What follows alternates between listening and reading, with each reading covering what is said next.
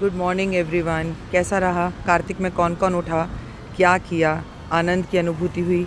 शरीर टूटेगा, तकलीफ़ होगी, लेकिन आपको उठना ही है। कुछ दिन में उठने के बाद आदत हो जाएगी। ये मेरा ससुराल है। आज मैं आपको अपनी सास का छोटा सा परिचय दूंगी। ये मेरी देवरानी खड़ी हैं और ये हमारे नीचे जो किराए पर रहते हैं वो खड़े हैं और ये मेरी नंद खड़ी है।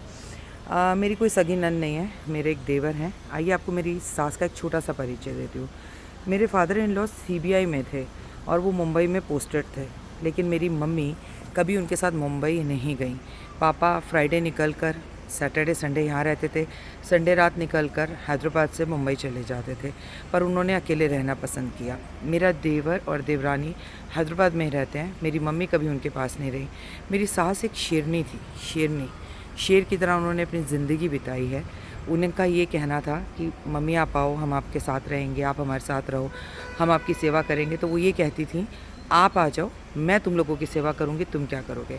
मेरी मम्मी पूर्णिमा का चाँद देख रही थी और चाँद देखते देखते अचानक से बोली कि मेरे दिल में दर्द हो रहा है। उस टाइम मेरा देवर उनके साथ में था। उसने कहा मम्मी मैं डॉक्टर के ले चलता हूँ, और 2 मिनट बाद ही उन्हें साइलेंट हार्ट अटैक आया और वो निकल गई। उस टाइम पे मैं भी आपके साथ चाँद को देखने की ही वीडियो शेयर कर रही थी। क्या गज़ब बात है ना कि दोनों सास बहू चाँद ही देख रहे थे। उनको एक स्लो हार्ट अटैक आया। वो बीमार नहीं थी, उन्हें किसी सेवा की ज़रूरत नहीं थी, वो 10 लोगों की सेवा कर दें, वो ऐसी थी। इस उम्र में भी उन्होंने गर्मी में जून और मई में आम का अचार डाला, देवरानी को, मुझे, अपनी बहनों को, सबको भेजा। लेकिन जब जिसकी आनी होती आती है। मेरी सास कभी स्कूल नहीं गई, लेकिन इसके बावजूद भी उन्हें विष्णु सहस्त्रनाम मुँह ज़बानी याद था। तो कुछ लोग का ये कहना है कि मैं उनके पास रह के उनकी सेवा करती, तो बिना जाने बिना सोचे कुछ नहीं बोलना चाहिए। उन्हें कभी सेवा की ज़रूरत ही नहीं थी और वो अपनी ज़िंदगी अपनी शर्तों पर जीती थी। और देखिए पूर्णिमा की रात पर गई हैं, खुद लक्ष्मी माँ ही उन्हें लेकर गई, क्योंकि पूर्णिमा, और वो भी ऐसी पूर्णिमा जब अमृत बरस रहा हो तो सिर्फ वैकुंठ जाता है आदमी। ये उनका आखिरी जीवन था, आखिरी जन्म था।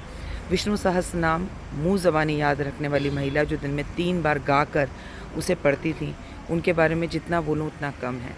May God bless you. आपका जीवन खुशियों भरा हो, लेकिन जब तक कोई भी जानकारी ना हो, आधी अधूरी जानकारी जान का खतरा। मेरी सास दुनिया की सबसे बेहतरीन, उनको देखकर उनके व्यक्तित्व को अपने जीवन में उतारने की मैंने हमेशा कोशिश की है, और मैं अपने देव को हमेशा उनका एग्जाम्पल देती थी। दादी से सीखो। कोई भी घर का घंटी या दरवाज़ा बजा देता था तो वो ये कहती थी निकल लो। इतनी शेरनी थी वो कभी किसी से नहीं डरती। भरी जवानी में 2 बच्चों को उन्होंने अकेले पाला। पापा आते जाते रहे, उन्हें इस घर से बेहद प्यार था, बस वो घर छोड़ने के लिए तैयार नहीं थे। और कुछ उनके जैसी नेचर ना मुझ में भी है। आई होप मेरे इस सास का ये छोटा सा जीवन व्यक्तित्व आपको ज़रूर पसंद आया होगा।